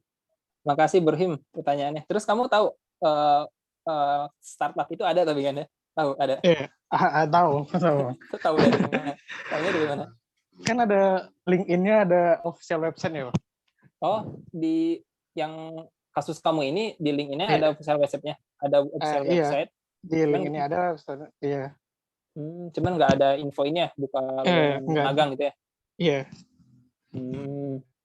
Nanti koreksi aja ya. Oke, Bang. Ini LL sih yang lebih pantas jawabnya, atau Raisa mungkin. Kalau tentang etika kayak gitu, menurut aku ngirim apa ya? Kadang-kadang ya, ini gambaran itu ada tentang kadang kita terlalu overthinking terhadap sesuatu. Gimana nih, sulit nih, apa ya? Mau hubungi seseorang nih, sulit banget ngetik dosen, ngetik apa-apa. Cuman ya apa ya, sederhananya mungkin pakai hati nurani kali, atau mungkin dengan sedikit pemikiran. Kalau cara menghubunginya yang formal sih better pakai email. Kalau ada emailnya di situ, perkenalan aja kayak tadi, mungkin El yang akan jelasin lebih dalam ya. Perkenalan, saya itu siapa, tahu perusahaan ini dari mana, saya punya keahlian ini. Nah, saya ingin menanyakan apakah ada program internship, kan saya tertarik di bidang ini dan saya punya kemampuan ini gitu loh. Dan ya mungkin bisa jadi nggak sekali ngirim langsung jawab ya, bisa jadi setiap 3 hari ngirim atau setiap seminggu sekali ngirim gitu. Kayak gitu gambaran overview-nya. Lanjutnya di L aja lah. Gue. Oke, mungkin dari Kak Elvita bisa nambahin, Kak, jawaban dari Kak Fadel tadi. Oke, jadi situasinya Burhem tertarik sama lembaga ini, tapi dia nggak ada pengumuman secara formal kalau lagi buka lowongan magang ya. Benar, Kak. Terus Burhem mau magang di lembaga ini? Iya. Menurut kakak itu udah suatu effort, suatu desire yang bagus banget. Lembaga ini tuh pasti merasa dihargai karena dia nggak lagi open recruitment, tapi orang ini bisa menemukan gue dan tertarik buat magang. Gitu. Emang apa sih yang membuat, mungkin bisa dituliskan ya, apa sih yang membuat Burhem mau magang di lembaga ini? Emang lembaga ini tuh ngapain sih sampai membuat Burhem tertarik meskipun mereka nggak lagi oprek? Terus emangnya Burhem tuh capable, punya kemampuan atau mau mengeksplor kemampuan apa sih sama lembaga ini, jadi lembaga ini tuh cocok untuk Burhem magang. Terus oke, kayak gitu. Sampaikan juga waktunya, bilang aja kalau misalnya Burhem available waktunya kapan, tapi akan terbuka untuk didiskusikan misalnya sama lembaganya. Terus kalau misalnya sekarang kan situasinya bisa offline bisa online ya orangnya. Nah, coba juga dibuka juga optionnya, misalnya saya tuh domisilinya di sini. Saya akan prefer untuk online, tapi kalau misalnya ada aktivitas yang offline bisa saya pertimbangkan atau kita diskusikan. Terus sebenarnya bisa lebih agak shortcut lagi kalau jalurnya shortcut. Kalau misalnya Burhem udah punya orang yang Burhem tahu itu kerja di situ atau punya jabatan di situ atau kenal orang yang kerja di situ, itu bisa coba lewat dia juga sebenarnya. Which itu banyak pengalaman teman-teman kakak tuh banyak juga itu tuh bekerja dengan baik, misalnya termasuk buat lamar kerja. Jadi waktu itu teman kakak tuh dia tuh lulusan Cambridge, terus dia tuh terus Fadel tadi mention soal latar belakang kesamaan. Nah, itu tuh penting banget tuh buat di highlight ketika kita apalagi kesamaannya tuh, kalau kesamaannya tuh yang jarang-jarang, misalnya kan saya tuh alumni ICJ juga gitu, kakak kan misalnya Burhi mau apply di Gojek, terus di Gojek ada kakak ICJ gitu, bilangnya saya tuh alumni ICJ gitu. Jadi kesamaan kayak gitu tuh juga bisa menarik perhatian dari orang itu. Waktu itu teman kakak itu dia lulusan Cambridge, dia melamar kemana, dia sempat lamar beberapa kerjaan tapi nggak diterima, akhirnya dia ngelamar di sebuah law firm yang orang yang apa ya, ibaratnya tuh atasannya itu tuh lulusan Cambridge juga, jadi dia nggak nge-email ke HRD-nya, dia langsung nge-email ke orang itu dan bilang saya tuh lulusan Cambridge, which bapak juga lulusan Cambridge. Cukup menjawab nggak Burhem, atau ada yang mau di-explore lagi? Oh, jadi bisa ya kita kayak ngirim LinkedIn gitu ke misalnya dari company-nya memang ada, misalnya Burhim kan lagi di UB nih, ternyata di startup yang Burhim pengen itu memang ada beberapa.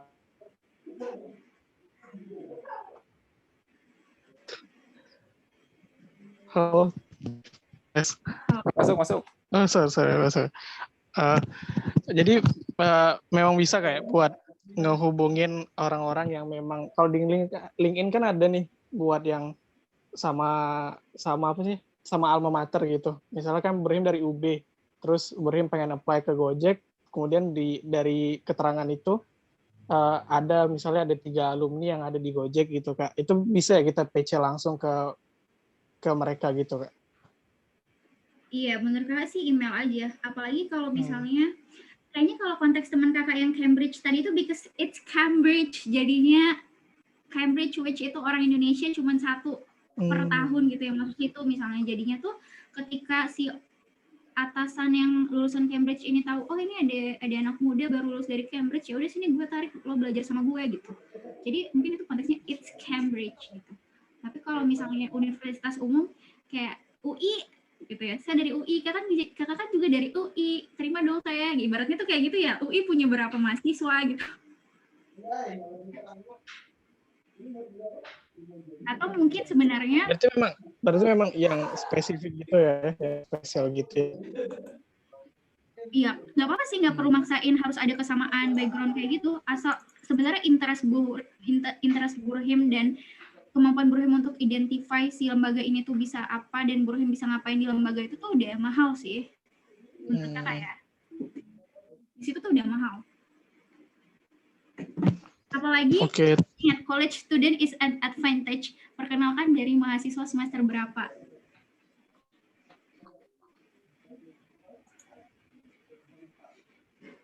Mantap. Semangat Burhim. Oke, makasih Bang Fadel, Mas Kak Elvita. Di mana tuh perusahaannya, apa namanya? Perusahaannya apa? Pengennya di jurnal sih Bang, karena kan jurnal. Sekarang ngambil topik keuangan kan,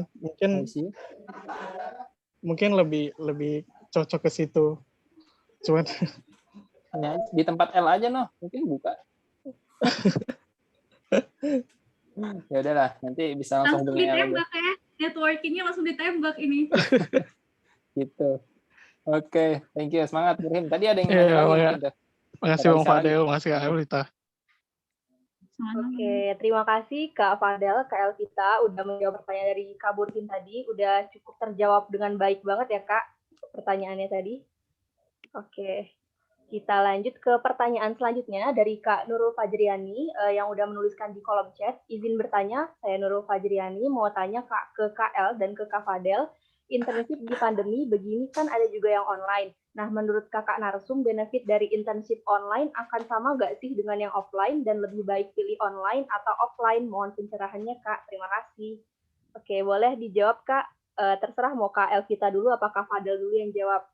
Itu yang disebut namanya kan KL dulu, berarti L dulu aja. Oke, dari KL. Fadel lagi magang online kan? Online dan offline guys. Online dan offline ya? Offline-nya proyek, malah ngerjain produk gitu. Research. Oke, sebentar. Pertanyaannya adalah perbandingan benefit dari magang online dan offline. Lebih baik yang mana? Kalau ditanya lebih baik yang mana, it depends. Kalau lagi di lokasi geografis yang mana, wilayah hitam atau enggak. Maksudnya kalau misalnya situasi daerahnya itu masih relatif aman, ya udah maksudnya kalau ada offline ya offline itu ada kelebihan, tapi doesn't mean si online itu tidak punya kelebihan. Kalau perbandingannya ya, tadi gue kepikiran sesuatu deh online. Oh gini, pertama bear in mind kalau misalnya kita tuh lagi dipaksa untuk semuanya tuh digital dan online, dan being online itu tuh it's not something that we have to be afraid of, tapi it's something that we have to adapt with. Jadi I think kalau dengan mindset seperti itu, benefit mau offline maupun online itu sebenarnya bisa imbang, bisa sama aja gitu. Kalau misalnya kalau misalnya aku sih karena offline dulu ya enakan offline, karena situasinya waktu itu gue bisa ke kantor A, ke kantor B, ke kantor C gitu. Pindah-pindah meetingnya kayak gitu. Pindah-pindah hotel, makanannya enak-enak, ya enak offline dong kalau misalnya situasinya dulu. Tapi kalau misalnya situasinya sekarang sih, it depends gimana kita memaksimalkan momen magang itu aja sih. Kalau misalnya kerjaannya nggak require aktivitas offline, ya not necessary untuk magang offline ya sih. Tapi boleh coba Kak Nurul petain dulu tuh, misalnya kalau magang offline tuh kegiatannya ngapain aja, kalau online tuh sistem kerjanya kayak gimana, dipetain dulu kayak gitunya. Misalnya offline-nya tuh akan interaksi sama banyak orang atau enggak, di situasi pandemi kayak gini kan itu harus jadi pertimbangan. Kalau misalnya online, apakah lo akan dihubungin di luar jam kerja, di weekend, kayak gitu. Boleh petain dulu sistem kerjanya offline sama online itu kayak gimana, dan dari situ biasanya bisa diturunin baik buruknya buat diri kita. Mungkin gitu. Cukup menjawab nggak, Yun? Gimana Kak Nurul?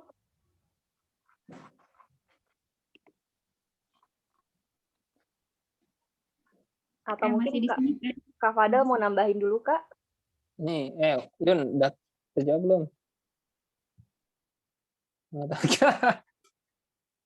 Oke. Terima kasih pertanyaan Ibu Nurul.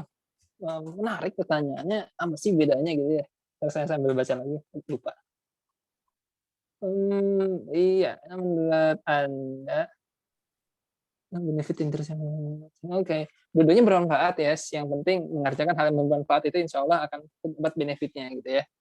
Terus bedanya apa ya? Kalau saya sendiri kan Bu, sebenarnya kadang offline kadang online, cuman seringnya online gitu ya. Karena ya paling ngerjain laporan atau mungkin analisis hasil pengujian dan lain-lain. Kalau yang offline-nya paling ke pabrik, bikin riset, bikin visibility study tentang produk dan lain-lain, atau ngawasin proyek kayak gitu. Terus benefitnya susah sebenarnya. Pertanyaan ini adalah benefitnya apa? Karena masing-masing punya gitu loh. Jadi ketika online itu kita bisa hemat ongkos gitu pertama ya. Ini paling realistisnya, ongkos sama bisa WFK gitu kan. WFH dan WFK. Jadi WFK itu work from kasur gitu ya. Dia bisa ngerjain tugasnya sambil di kasur gitu ya. Terus sambil duduk-duduk kayak gini, bisa pakai kaos. Ini kalau di startup kan udah biasa pakai kaos ya. Terus habis itu kalau offline apa sih? Kadang aku juga ya kadang pernah juga ada meeting offline kayak gitu. Bedanya offline adalah kita tahu, wah wujudnya si Ibu Nurul kayak gini ternyata, dan sikapnya sebenarnya seperti ini. Karena mungkin kalau meeting online di Zoom kan ya udah senyum-senyum aja, kadang juga nggak pakai video kan. Jadi ketika datang terus itu tiba-tiba ada obrolan yang lebih deep, yang lebih dalam tentang produk, terus itu ada chit-chat, ngobrol-ngobrol sans gitu. Dari situ wah dapat juga nih, kadang dari hal-hal tidak terduga juga bisa didapatkan sih. Jadi nggak bisa mendiskriminasikan mana yang lebih baik online atau offline. Masing-masing ini jawabannya politis banget, masing-masing punya keuntungan, tapi memang nyata punya keuntungan masing-masing. Begitu Ibu jawabannya, semoga menjawab Bu ya.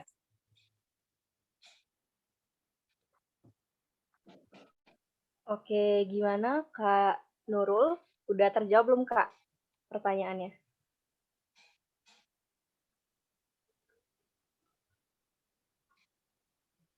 Oke, sepertinya udah ya karena udah nggak ada tanggapan lagi. Ngetik biasanya ngetik dia. Keren Oh, banget. lagi ngetik. Oh, Nilda Nazamil. Oke. Terima kasih banyak Kak El dan Kak Fadel, kata Kak Nurul. Oke. Oke, lanjut ya Kak. Ini ada yang raise hand lagi dari Mary Yolanda Octavia. Silakan Mary mengajukan pertanyaannya. Ya, terima kasih atas kesempatannya. Halo Kak Elvita dan Kak Fadel. Mungkin pertanyaannya ditujukan untuk Kak Elvita dan Kak Fadel ya. Izin bertanya Kak. Mungkin pertanyaan basic ya. Gimana tipsnya buat cari-cari info magang? Karena kalau aku sendiri kadang masih suka bingung gimana cara dapetin info internship kayak kakak-kakak sekalian. Dan aku sendiri sekarang lagi less motivated banget karena udah hampir 1 tahun gak kuliah offline, jadi emang udah jarang, bahkan gak pernah ketemu orang lain lagi secara langsung. Atau mungkin ada platform tersendiri yang kakak pakai untuk mencari info internship? Mungkin segitu Kak, terima kasih. Oke. Oke, silakan kakak-kakak dijawab dari Kak Fadel atau Kak Elvita dulu, terserah. Karena pertanyaannya relate banget nih Kak dengan kita saat ini gitu. Platform ya? Mm-mm. Platformnya. Wah, susah juga nih. Pertanyaannya susah malam ini tuh ya. Entah mengapa, gara-gara hari Jumat menuju Sabtu mungkin. Kalau platform sejujurnya, kalau saya pribadi, Meli, siapa? Mary ya? Iya Kak, dari Mary. Mary, kamu angkatan berapa? Tingkat berapa sekarang aja kuliah? Iya Kak, Lagi kuliah. iya Kak, lagi kuliah semester 3, Jurusan? jurusan manajemen tata boga. Oh, keren ya. Terus Iya, nyari platform untuk magang gitu ya. Tapi kamu bener-bener pengen magang gitu? ya kalau ada lowongan, boleh sih Kak gitu, Tapi mau nyari lowongan? pengen. Oh, I see. Mau magang di bidang tata boga juga? Atau manajemennya? Atau di mana? Pengennya yang relate sama kuliah sih Kak. Nggak, contohnya apa tuh? Ada gambaran? Nah, mungkin di event organizer atau hotel. Oh, keren ya. Terus, kalau bayangan kamu, biar bisa nge-reach ke hal kayak gitu, langkah apa sih yang perlu dilakuin? Ya cari info sih Kak, tapi kadang aku suka masih bingung dari platform mananya gitu Kak. Sejauh ini udah pernah nyoba? Baru nyari sih Kak, tapi belum ada belum belum banyak banget gitu. Keren ya, udah mulai. Semester 3 udah mulai nyari-nyari, keren-keren. Aku waktu semester 3 itu masih mencari makna hidup mungkin ya dulu ya. Mencari semangat biar bisa berkuliah lagi nih. Susah. Gitu. Kalau platform sejujurnya paling umum ya mungkin pantau LinkedIn, itu paling umum banget. Terus nyari-nyari ini cuman aku rasakan susah sih sebenarnya. Nyari di LinkedIn dan nyari di internet, maksudnya yang langsung lihat ke situ kayak nggak punya jalur-jalur khusus kayak gitu. Jalur khusus itu punyanya relasi yang langsung direct itu juga susah. Terus kalau aku sejujurnya dulu tuh dapat internship tuh pertama itu ada yang pernah datang ke kelasku terus ngasih presentasi tentang produknya, datang saya ngomongin Kak boleh minta kontaknya gitu dari kita ya. Terus menarik nih, terus habis itu email suruh datang ke pabrik, ke apa namanya misalnya produksi lah, tempat produksi, di situ ngobrol-ngobrol, udahlah Kak saya mau internship kayak gini, oh ya udah mulai kapan gitu ya. Jadi yang pertama adalah dengan eh, kalau ada suatu kesempatan untuk ngobrol orang yang berkaitan atau ada event-event kayak gini nih, siapa tahu di antara kita ini ada yang punya perusahaan nih, tinggal bertanya aja langsung kayak gitu. Terus yang kedua, aku magang yang kedua itu direkomendasiin sama senior. Senior aku kan ditawarin magang, cuman senior aku udah punya kerja kan. Terus aku ya udah, Del nih mau magang nggak? Oh Sabi nih, ya udah. Jadi aku platform aku adalah ini silaturahmi mungkin ya jawabannya itu ya pertemanan gitu. Jadi kalau platform-platform serius aku belum bisa jawab sejujurnya, itu dikembalikan atau dilanjutin oleh L mungkin selanjutnya gitu. Oke, terima kasih Kak Fadel jawabannya. Mungkin dilanjutkan dulu sama Kak Elvita buat jawaban dari pertanyaan Mary. Makasih Mary udah jujur dalam situasinya yang lagi less motivated. Kalau aku boleh tarik agak lebih luas, sebenarnya I've been there, ngerasain less motivated dan bingung mau apa dan ngapain, gue tuh apa, bisanya apa gitu. First thing first, sebenarnya bagus banget kalau misalnya seek for profesional untuk bantu kita metain kita tuh apa, bisa apa, dan mau kemana gitu. Kalau kemarin sih aku pakai jasanya 1%, ada sesi mentoring, di situ kita bisa pilih soal apa, misalnya kita lagi less motivated soal kuliah atau apa gitu. Mungkin itu bisa jadi sesuatu yang mencerahkan, karena kemarin pas ngelakuin itu aku tuh jadi yakin juga untuk sama pilihan aku dalam satu hal gitu waktu aku nyobain sama profesional itu. Karena kadang jawaban itu tuh ada di diri kita, tapi orang di luar kita, tempat kita bertanya itu tidak men-trigger, tidak menarik apa yang ada dalam diri kita tuh yang harusnya keluar tadi. Dan kadang ketika ketemu profesional, psikolog kayak gitu tuh, itu tuh mereka tahu gimana caranya narik apa sih sebenarnya jawaban itu tuh sebenarnya di dalam diri kita, dan dia bisa narik itu keluar untuk membuat kita lebih mengenal diri kita. Terus Mary sekarang lagi di mana? Iya Kak, lagi di Tungkal Kak. Nah, Tungkal. Iya. karena sebenarnya nggak bisa ngasih rekomendasi platform karena beda isu tata boga sama hukum tuh jauh kan. Tapi tadi Mary sudah identify kemana, bisa ke hotel, bisa ke tempat kafe. Terus di Tungkal kan banyak kafe, ada hotel. Kenapa nggak coba list itu hotel, itu kafe yang kayaknya Mary datengin, Mary cobain makanannya, misalnya ini nih kayaknya mestinya kayak gini deh. Nah, list kafe dan hotel itu kalau bisa list juga pemiliknya siapa. Jadi udah coba tuh japriin tuh si orang-orang pemilik kafe atau pemilik hotel itu untuk Mary menjual diri Mary. Kayak tadi Mary nulis kalau misalnya Mary bagus dalam membuat pasti produk makanan, bisa terbukti dari apa sih? Nah, tunjukkan itu ke si orang hotelnya, si orang yang punya kafenya. Konkret nggak untuk dicobain langsung? Iya Kak, iya benar. Dan kita tuh harus normalize rejection sebenarnya. Kalau misalnya ditolak sama orang, itu nggak apa-apa. Nggak apa-apa ditolak dan melakukan kesalahan. Jangan pandang sebagai the opposite of success, tapi kegagalan itu tuh part of success. Terus kita memandang bahwa kesalahan itu bukan suatu hal yang nista, tapi kesalahan itu adalah ruang belajar lebih banyak gitu. Rejection itu bukan sesuatu yang memalukan, tapi adalah kesempatan untuk bisa improve diri kita lebih baik lagi. Apa yang membuat kita di-reject, terus di lain kesempatan kita improve apa yang bisa di-improve itu tadi. Oke, terima kasih banyak Kak Elvita, Kak Fadel atas jawaban dari pertanyaan Mary. Udah terjawab banget ya, Mer? Iya sudah Kak. Terima kasih Kak Elvita dan Kak Fadel. Yo. Oke.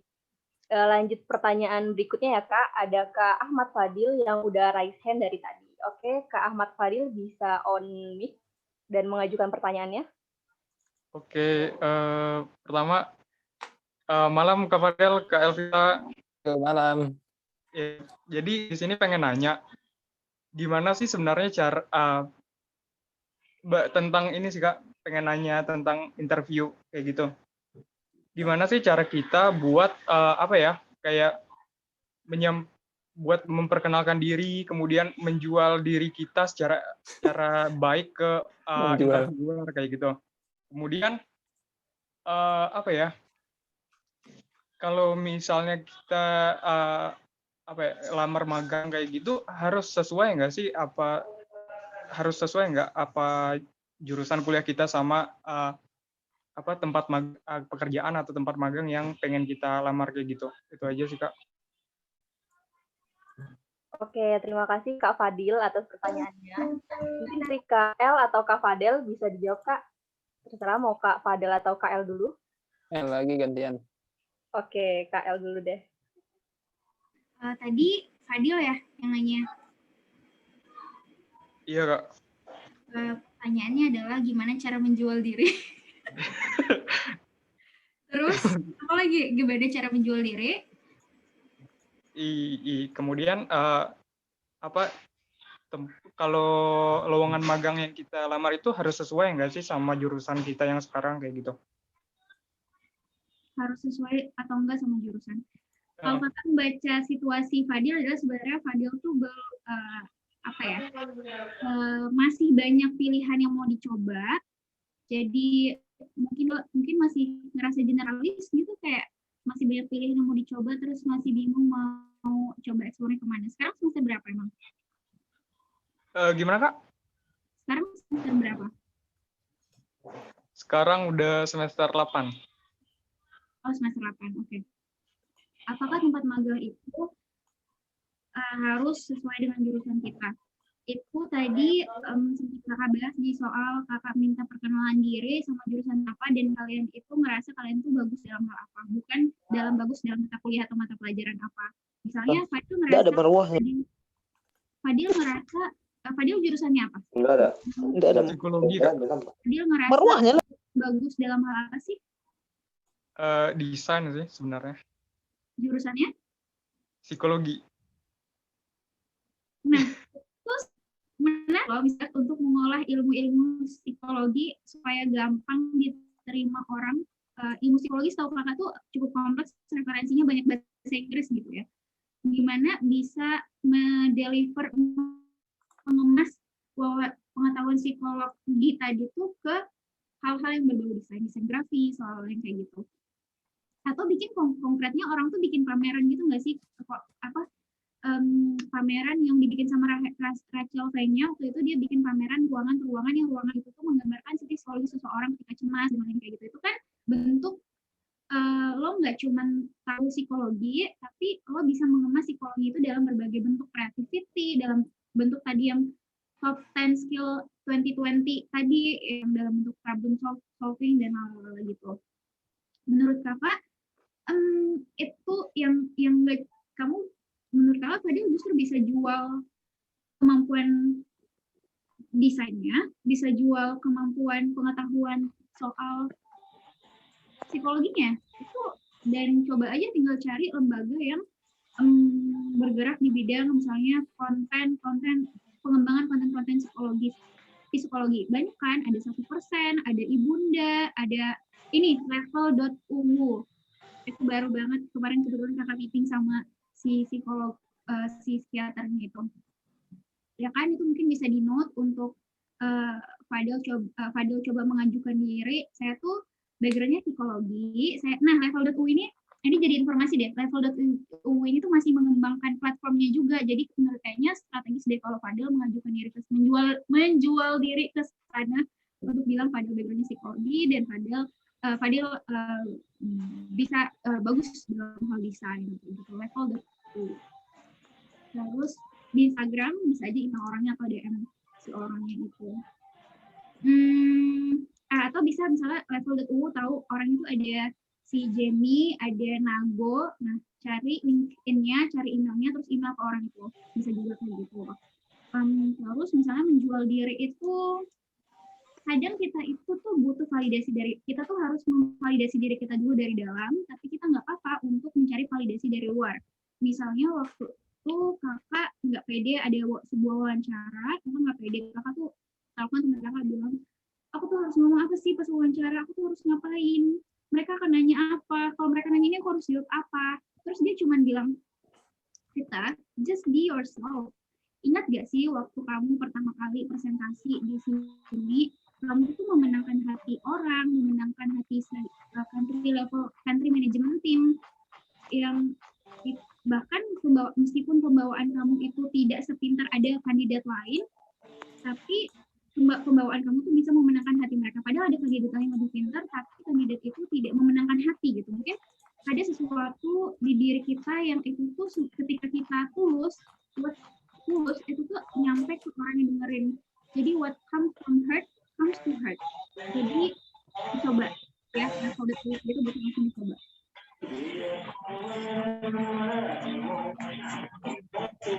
Oke, jawaban yang bagus banget ya dari Kak Elvita. Mungkin ada tambahan dari Kak Fadel?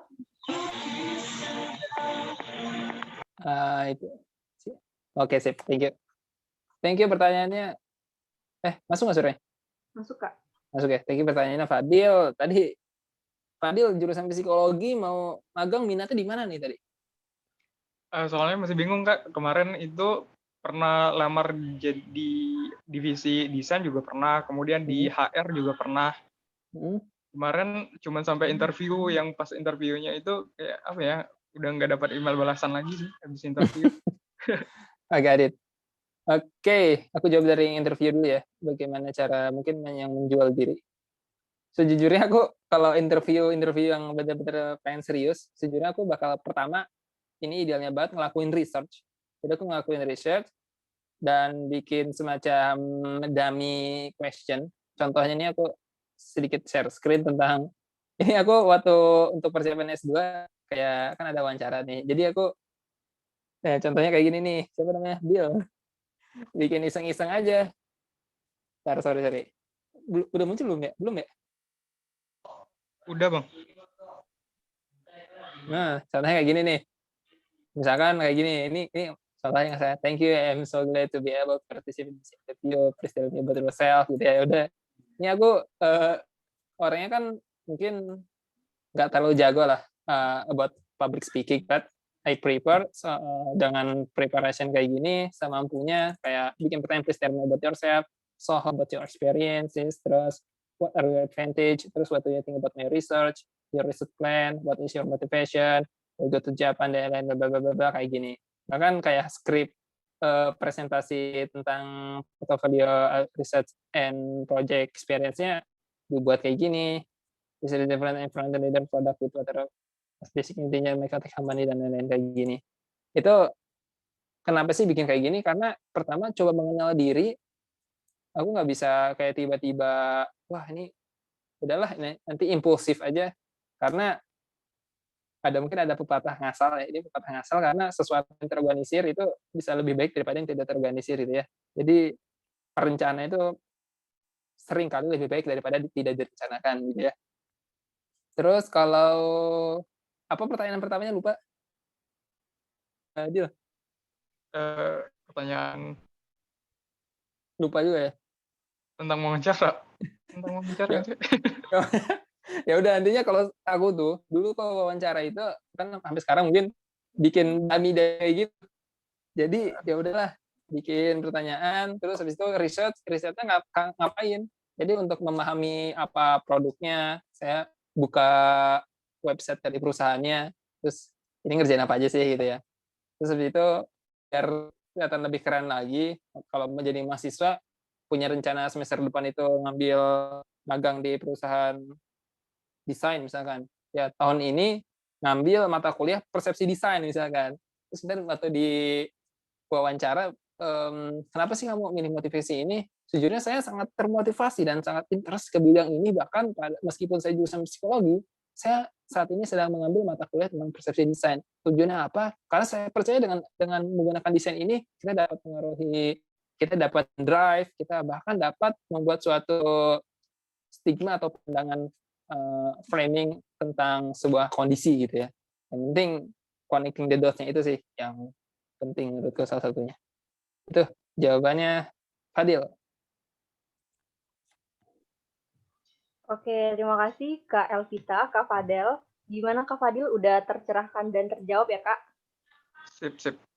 Oke. Nah, seluruh pertanyaan udah terjawab dan ini udah juga masuk ke penghujung acara.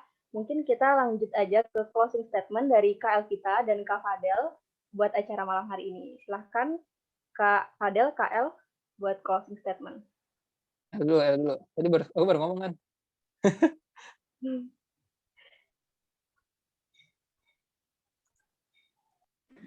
Closing statement-nya sebenarnya kakak nggak mau kasih sesuatu yang muluk-muluk, ayo magang cari pengalaman loh. Tapi cuma mau bilang ya, it's okay kalau misalnya belum punya rencana. We will shine in different times and different ways. It's okay kalau misalnya belum punya rencana. Mungkin situasi kita nggak punya rencana itu bukan karena kita nggak bisa ngapa-ngapain, tapi mungkin karena kita punya banyak kemampuan dan banyak pengalaman yang Jadi ada banyak opsi yang harus kita pertimbangin untuk kita pilih gitu. Dan nggak apa-apa, jangan digalauin untuk jadi spesialis atau generalis. Karena memang umurnya kita itu untuk usia kita masih muda, masih 20-an itu memang untuk explore apa aja sampai kita menemukan ya apa yang membuat kita nyaman, apa yang membuat kita ngerasa hidup, fulfilling. Terus juga tadi ini satu ini penting banget tapi aku lupa.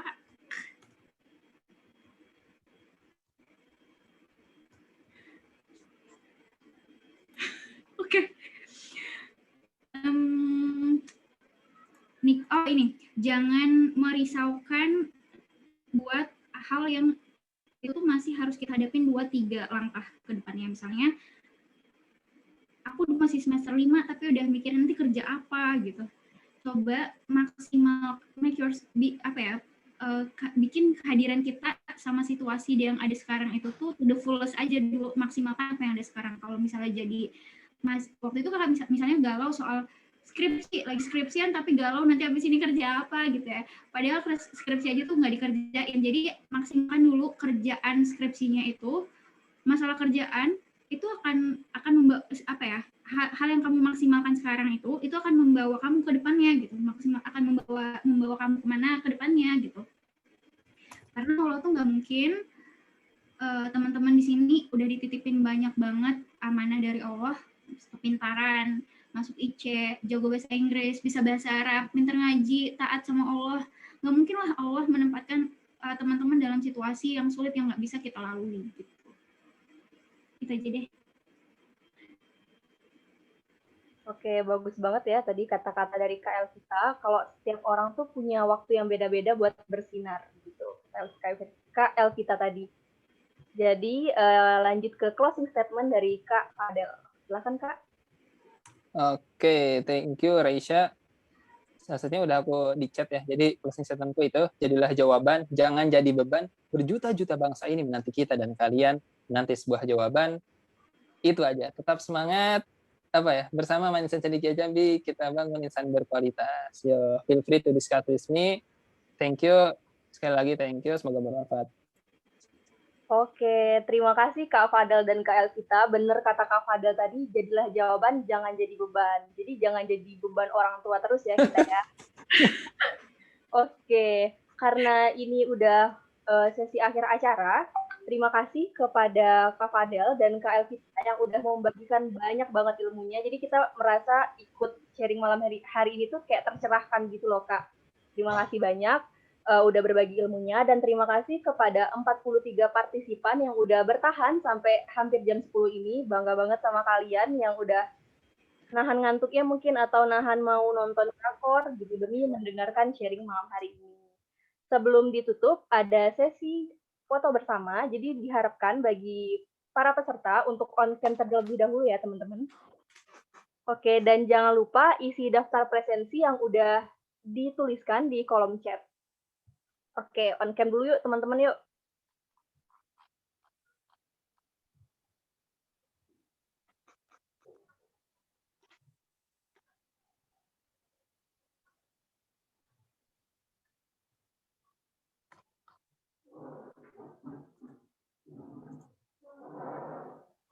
Oke, aku serahin selanjutnya ke operator yang akan nge-screenshot. Silakan operator.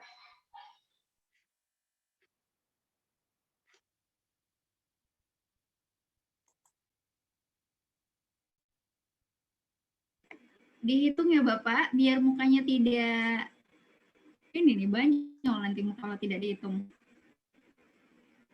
Operator Kak Raihan Akbar, mohon ambil alih Kak untuk screenshotnya.